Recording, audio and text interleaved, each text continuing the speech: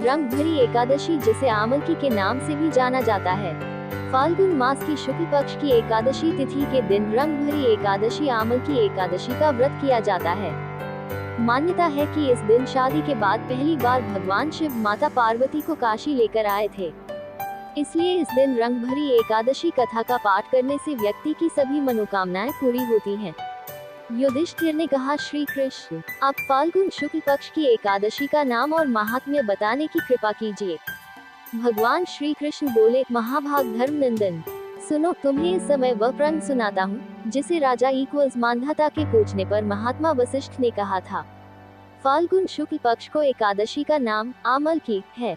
इसका पवित्र व्रत विष्णुलोक की प्राप्ति कराने वाला है।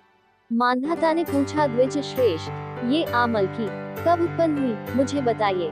वशिष्ठ जी ने कहा, महाभाग, सुनो, पृथ्वी पर आमलकी की उत्पत्ति किस प्रकार हुई, ये बताता हूँ। आमलकी महान वृक्ष है जो सब पापों का नाश करने वाला है। भगवान विष्णु के थूकने पर उनके मुख से चंद्रमा के समान कांतिमान एक बिंदु प्रकट हुआ।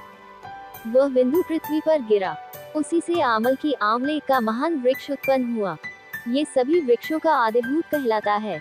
इसी समय समस्त प्रजा को सृष्टि करने के लिए भगवान ने ब्रह्मा जी को उत्पन्न किया। उन्हीं से इन प्रजाओं की सृष्टि हुई। देवता, दानव, गंधर्व, यक्ष, राक्षस, नाग तथा निर्मल अंतःकरण वाले महर्षियों को ब्रह्मा जी ने जन्म दिया। उनमें से देवता और ऋषि उस स्थान पर आए जहाँ विष्णु प्रिय आमलकी का वृक्ष था। महाभाग, उसे देखकर देवताओं को बड़ा विस्मय हुआ।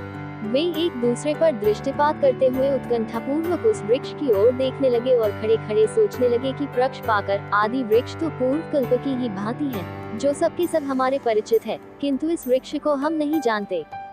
उन्हें इस प्रकार चिंता करते देख आकाशवाणी हुई, महर्षियों, ये सर्वश्रेष्ठ आमलकी का वृक्ष है जो विष्णु को प्रिय है।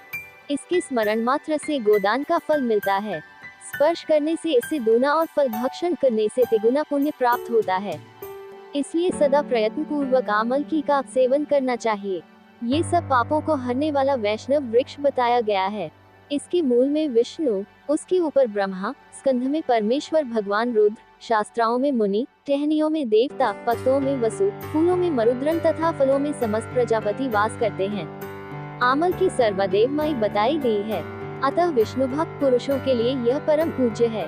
ऋषि बोले, आपको क्या समझे, आप कौन है, देवता है या कोई और, हमें ठीक ठीक बताइए। आकाशवाणी हुई, जो संपूर्ण भूतों के कर्ता और समस्त भुवनों के सृष्टा है, जिन्हें विद्वान पुरुष भी कठिनता से देख पाते हैं, वही सनातन विष्णु मैं हूँ।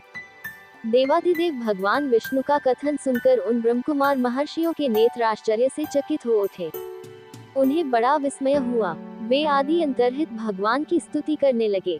ऋषि बोले, संपूर्ण भूतों के आत्मभूत आत्मा एवं परमात्मा को नमस्कार है। अपनी महिमा से कभी च्युत न होने वाले अच्युत को नित्य प्रणाम है। अंतर्हित परमेश्वर को बारंबार प्रणाम है। दामोदर, कवि, सर्वज्ञ और यज्ञेश्वर को नमस्कार है। मायापते, आपको प्रणाम है। आप विश्व के स्वामी हैं, आपको नमस्कार है। ऋषियों के इस प्रकार स्तुति करने पर भगवान श्री हरि संतुष्ट हुए और बोले, महर्षियों, तुम्हें कौन सा अभीष्ट वरदान हूँ।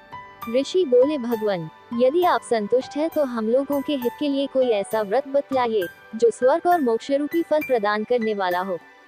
श्री विष्णु बोले, महर्षियों, फाल्गुन शुक्ल पक्ष में यदि पुष्य नक्षत्र से युक्त द्वादशी हो तो वह महान पुण्य देने वाली और बड़े बड़े पातकों का नाश करने वाली होती है। द्विजवरो, उसमें जो विशेष कर्तव्य है उसको सुनो। आमलकी एकादशी में आंवले के वृक्ष के पास जाकर वहां रात्रि में जागरण करना चाहिए। इससे मनुष्य सब पापों से छूट जाता और सहस्त्र गोदानों का फल प्राप्त करता है। विप्रगण, ये व्रतों में उत्तम व्रत है जिसे मैंने तुम लोगों को बताया है। ऋषि बोले, भगवान, इस व्रत की विधि बतलाइए, ये कैसे पूर्ण होता है, इसके देवता, नमस्कार और मंत्र कौन से बताए गए हैं, उस समय स्नान और दान कैसे किया जाता है, पूजन की कौन सी विधि है तथा उसके लिए मंत्र क्या है, इन सब बातों का यथार्थ रूप से वर्णन कीजिए।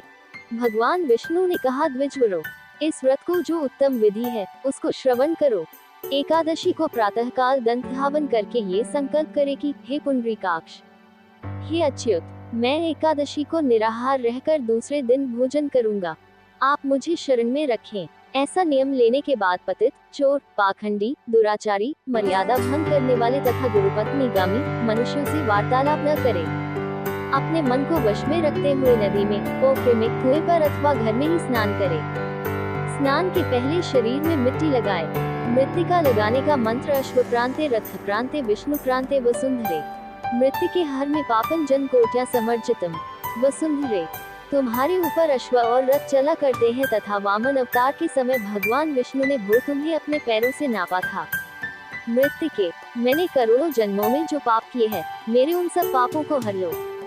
खान मंत्र त्वम माता सर्वभूताना जीवन तत्तु रक्षकम स्वेज्जो द्विजजातिना रसाना पत्ये नमः स्त्रातोहम सर्वतीर्थेषु हृदप्रस्त्रवनेषु च नदीषु देवखतेषु इदं स्त्रान्तु मे भवेत्। जल की अधिष्ठात्री देवी माता, तुम संपूर्ण भूतों के लिए जीवन हो, वही जीवन जो स्वेदज और उद्भिज जाति के जीवों का भी रक्षक है। तुम रसों की स्वामिनी हो, तुम्हें नमस्कार है। आज मैं संपूर्ण तीर्थों, कुंडों, झरनों, नदियों और देव संबंधी सरोवरों में स्नान कर चुका। मेरा ये स्नान उक्त सभी स्त्रानों का फल देने वाला हो। विद्वान पुरुष को चाहिए कि वह परशुराम जी को सोने की प्रतिमा बनवाए। प्रतिमा अपनी शक्ति और धन के अनुसार एक या आधे माशी सुवर्ण की होनी चाहिए। खान के पश्चात घर आकर पूजा और हवन करे। इसके बाद सब प्रकार की सामग्री लेकर आंवले के वृक्ष के पास जाए। वहाँ वृक्ष के चारों ओर की जमीन झाड़ बुहार लीप पोत कर शुद्ध करे। शुद्ध की हुई भूमि में मंत्र पाठ पूर्वक जल से भरे हुए नवीन कलश की स्थापना करे। कलश में पंचरत्न और दिव्य गंध आदि छोड़ दे। श्वेत चंदन से उसको चर्चित करे। कंठ में फूल की माला पहनाए। सब प्रकार के धूप की सुगंध फैलाए। जलते हुए दीपकों की श्रेणी सजा कर रखे। तात्पर्य ये कि सब ओर से सुंदर एवं मनोहर दृश्य उपस्थित करें। पूजा के लिए नवीन छाता, जूता और वस्त्र भी मंगा कर रखे। कलश के ऊपर एक पात्र रखकर उसे दिव्य लाजों खीलों से भर दे। फिर उसके ऊपर सुवर्णमय परशुराम जी की स्थापना करे। विश्वकाय नमः कहकर उनके चरणों की, विश्वरूपिणे नमः से दोनों घुटनों की, उग्राय नमः से जांघों की, दामोदराय नमः से कटिभाग की, पद्मनाभाय नमः से उदर की, श्रीवत्सधारिणे नमः से वक्षस्थल की, चक्रेणे नमः से बाई बाह की, गदेने नमः से दाहिनी बाह की, वैकुंठाय नमः से कंठ की, यज्ञमूलाय नमः से मुख की, विशोकनिधि नमः से नासिका की, वासुदेवाय नमः से नेत्रों की, वामनाय नमः से ललाट की, सर्वात्मने नमः से संपूर्ण अंगों तथा मस्तक की पूजा करे। ये ही पूजा के मंत्र हैं। तदनंतर भक्ति युक्त चित्त से शुद्ध फल के द्वारा देवाधिदेव परशुराम जी को अर्घ्य प्रदान करे। अर्घ्य का मंत्र इस प्रकार है। नमस्ते देव देवेश जामदग्न्य नमोस्तुते ग्रहणार्घ्य में दत्तमाम लिख्यायुत हरे देव देवेश्वर जमदग्रनंदन श्री विष्णु स्वरूप परशुराम जी, आपको नमस्कार है, नमस्कार है। आंवले के फल के साथ दिया हुआ मेरा यह अर्घ्य ग्रहण कीजिए। तदनंतर भक्ति युक्त चित्त से जागरण करे। नृत्य, संगीत, वाद्य, धार्मिक उपाख्यान तथा श्री विष्णु संबंधिनी कथा वार्ता आदि के द्वारा वह रात्रि व्यतीत करे। उसके बाद भगवान विष्णु के नाम ले लेकर आमल की वृक्ष की परिक्रमा 108 या 28 बार करे। फिर सवेरा होने पर श्री हरि की आरती करे। ब्राह्मण की पूजा करके वहाँ की सब सामग्री उसे निवेदन कर दे।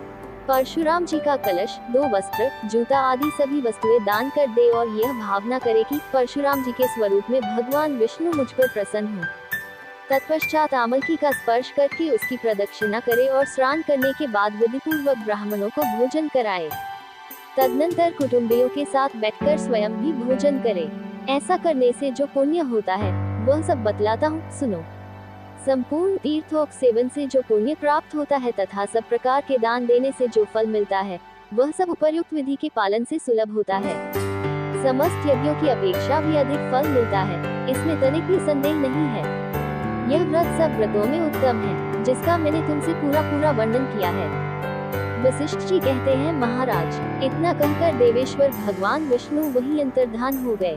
तत्पश्चात उन समस्त महर्षियों ने उक्त व्रत का पूर्ण रूप से पालन किया। नृप श्रेष्ठ, इसी प्रकार तुम्हें भी इस व्रत का अनुष्ठान करना चाहिए। भगवान श्री कृष्ण कहते हैं, युधिष्ठिर, ये दुर्धर्ष व्रत मनुष्य को सब पापों से मुक्त करने वाला है।